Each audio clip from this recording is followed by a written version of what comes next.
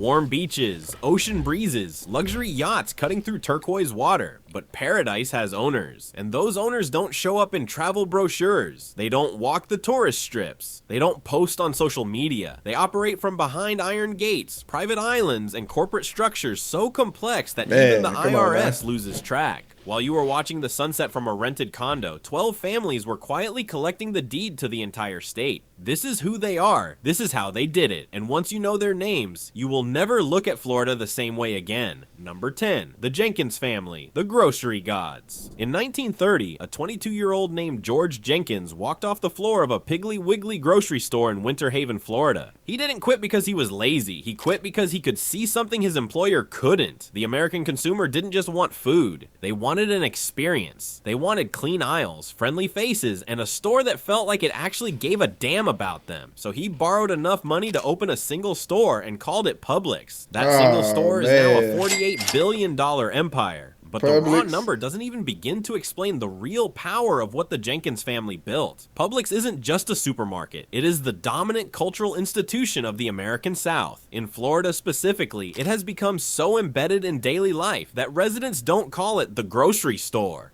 They call it Publix, the way you'd say home, and that psychological ownership of the consumer's routine is worth more than any stock ticker can measure. Here is where the Jenkins family revealed their true genius. They didn't just build stores, they made the employees co-owners. Publix is the largest employee-owned company in the United States. The family retained roughly 20% of all shares. The remaining 80% belongs to the workers. At first glance, that sounds generous, but look closer. By distributing ownership to the workforce, the Jenkins family engineered a level of loyalty, service quality, and cultural pride that no competitor, not Walmart, not Kroger, not Amazon Fresh, has ever been able to replicate. Every employee with a share of Publix stock has a personal financial reason to make sure you come back next week. That isn't human resources strategy, that's behavioral engineering. And then there's the real estate play that almost nobody talks about. Publix doesn't just lease space inside shopping centers. In the majority of cases, they buy the entire shopping center outright. They become the anchor tenant, drawing thousands of customers per day, and then they turn around and charge premium rent to every nail salon, sandwich shop, and pharmacy that wants access to that foot traffic. They are simultaneously the grocery store, the landlord, and the reason the entire plaza is profitable. They have quietly assembled one of the most valuable commercial real estate portfolios in Florida history, all disguised behind a friendly green logo and a free cookie at the bakery counter. The Jenkins family's net worth is estimated at over $12.5 billion.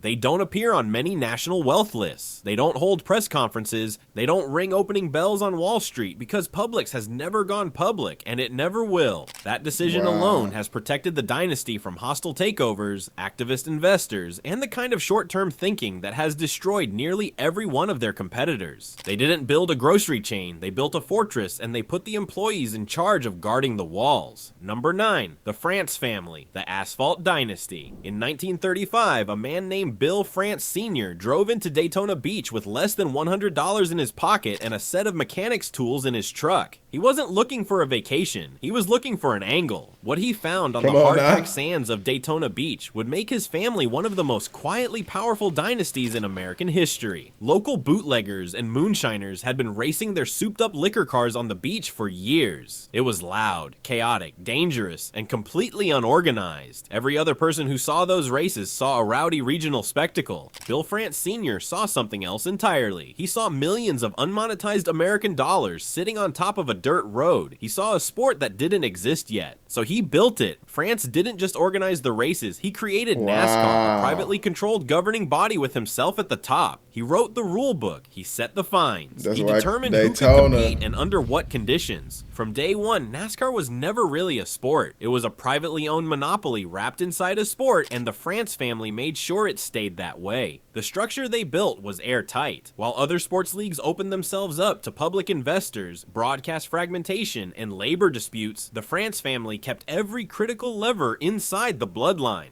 They controlled the sanctioning body. They controlled the schedule. They controlled the broadcast negotiations. Wow. And most critically, they controlled the tracks. The creation of the International Speedway Corporation was the move that cemented their dominance permanently. By owning the physical venues where NASCAR raced, the France family ensured that no matter what happened on the track, no matter which driver won, the check at the end of the day was always made out to them. In 2019, they executed a $2 billion merger to consolidate those track assets back under private family control, removing even the small amount of public visibility they had previously allowed. Their current net worth is estimated at $6.2 billion. But the deeper truth about the France dynasty is this.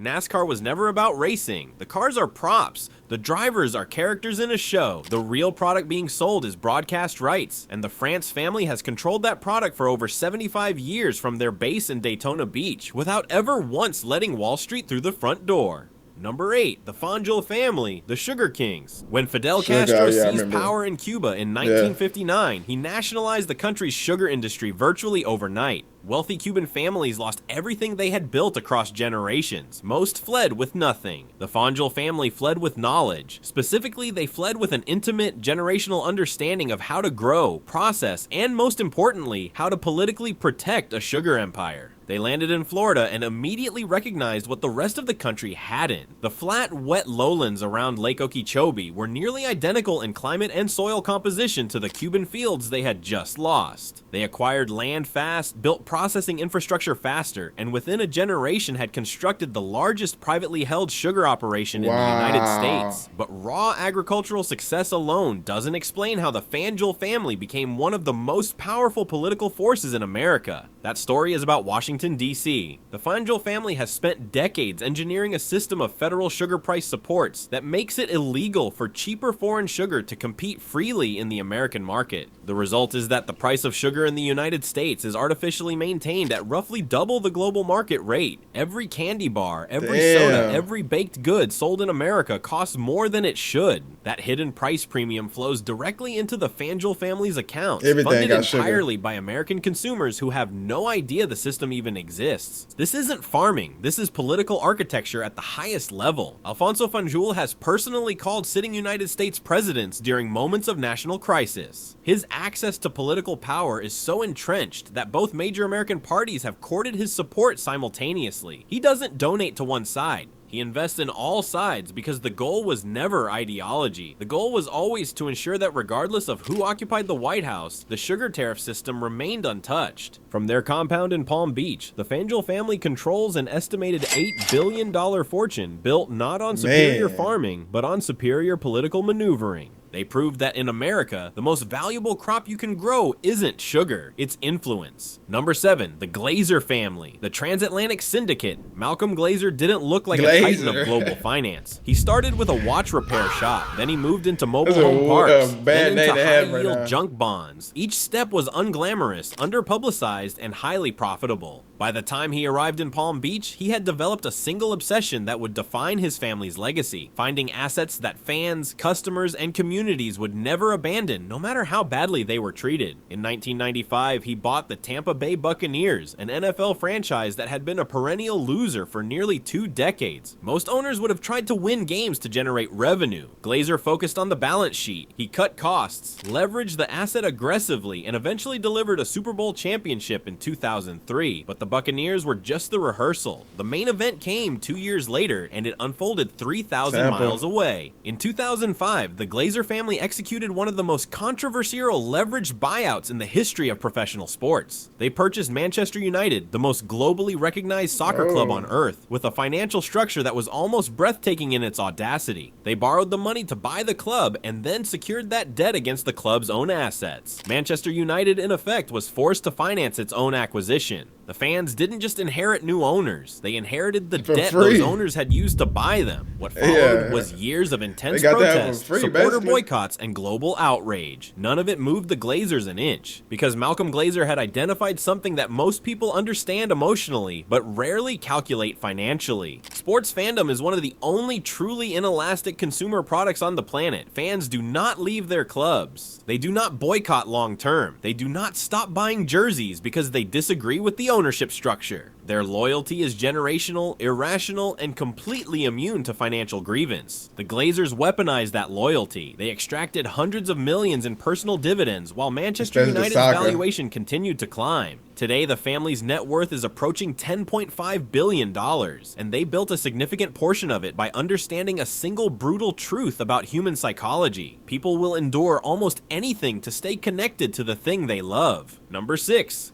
The DeBartolo family. I haven't heard of none of these people, man.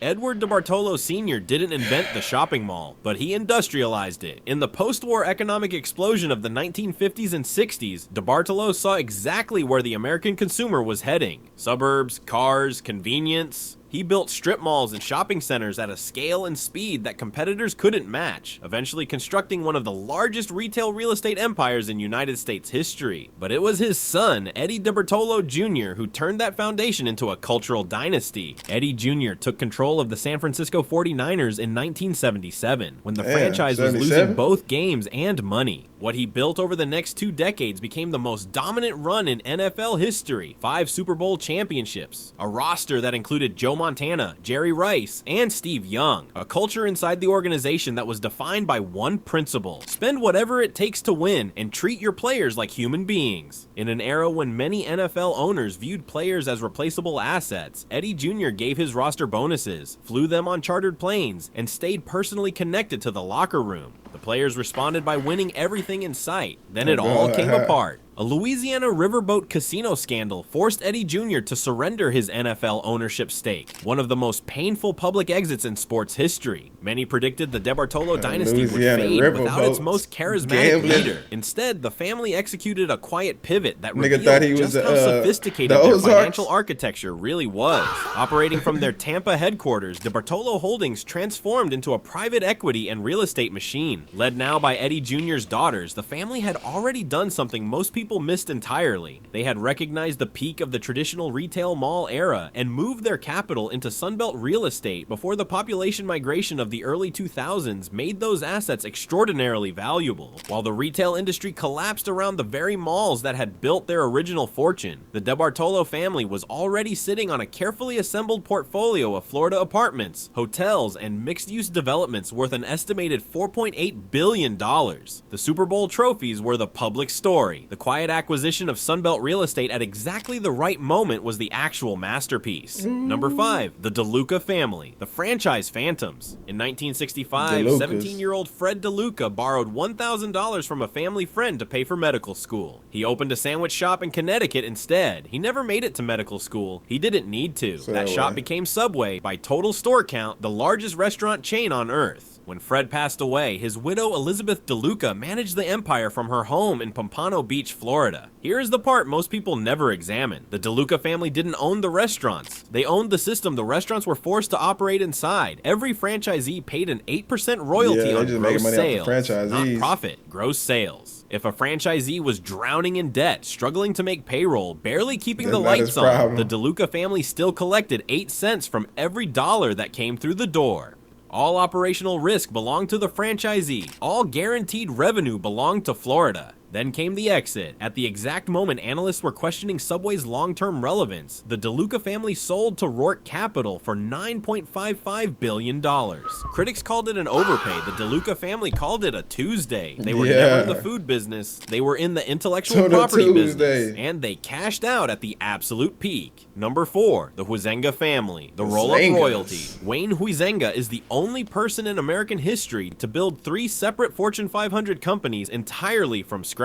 He did it from Fort Lauderdale, and he started with a single used garbage truck, not a fleet, one truck. He drove the routes himself, then started buying competitors, not the big ones, the small, inefficient, family-owned operations that couldn't fight back. He absorbed their routes, standardized everything, and repeated the process hundreds of times until he had built Waste Management, the largest trash company in the country. Then he found the video rental industry, thousands of disorganized mom-and-pop shops with no national brand. Same pattern, same strategy. He acquired a small chain called Blockbuster and rolled it into a national empire, then sold it to Viacom at peak value. Then he did it again with car dealerships, building AutoNation from the ground up. At his peak, Huizenga simultaneously owned the Miami Dolphins, the Florida Marlins, and the Florida Panthers. No individual in American sports history has ever owned 3 major professional franchises in the same market at the same time. He didn't just live in South Florida, he owned its stadiums, its teams, and the corporate infrastructure keeping the whole region running. His heirs manage the fortune today, but his real legacy is the blueprint. You don't need to invent anything, you just need to show up first and organize what everyone else left on the floor. Number 3, the Arison family, the Ocean Emperors. In 1972, Ted Arison launched Carnival Cruise Lines with one ship. On its maiden voyage, that ship ran aground. Most entrepreneurs would have walked away. Ted Arison went looking for a bigger ship. What his family built from that wreckage now controls roughly half of the entire global cruise market. Carnival Corporation operates under multiple brand names. Somebody just told me they go on the Carnival Cruise. That's crazy. A deliberately fragmented identity that obscures just how total their market dominance really is. The genius was never hospitality, it was legal engineering. By incorporating in Panama and registering ships under foreign flags, Carnival positioned itself completely outside U.S. corporate tax law, environmental regulations, and minimum wage requirements. They market to American consumers, they sail from American ports. Their headquarters is in Miami, yet for decades their effective corporate tax rate has hovered near zero. It is one of the most sophisticated tax structures ever built by a private company operating on American soil. Mickey Arison then purchased the Miami Heat, and when he brought LeBron James to South Beach in 2010, he didn't just win championships. He made his family untouchable in South Florida's cultural hierarchy. Net worth, $11.4 billion. Built from a boat that couldn't even finish its first voyage. Number 2, the Griffin family, the Citadel Architects. For most of its history, Miami was where billionaires came to retire. Ken Griffin came to conquer. Griffin founded Citadel, a hedge fund managing over $62 billion, and Citadel Securities, which processes roughly 25% of all U.S. equities traded on any given day. When he relocated both companies from Chicago to Miami, it wasn't a lifestyle move. It was a declaration of war against New York's financial dominance. He didn't just move. He brought his entire empire with him, hundreds of employees, institutional relationships, and billions in deployable capital. Then he started buying the city itself. Over $1 billion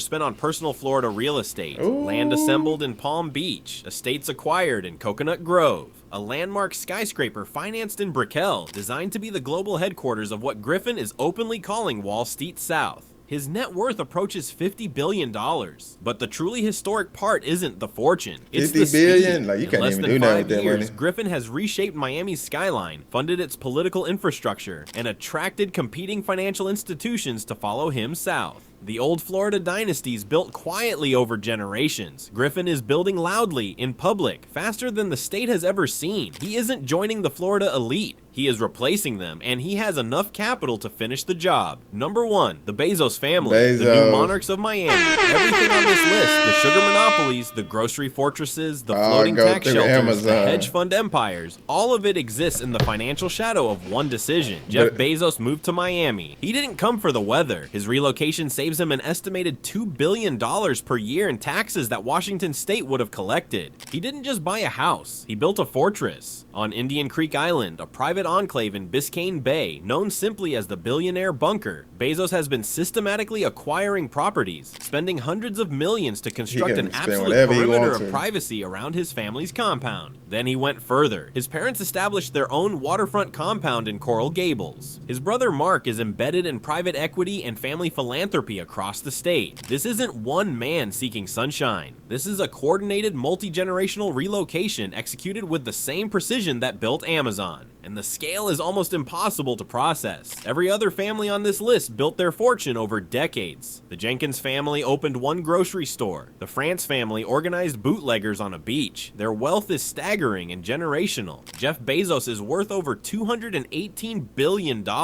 He is not in the same conversation. He is in a different universe. The old Florida dynasties built on sugar, swampland, and ships.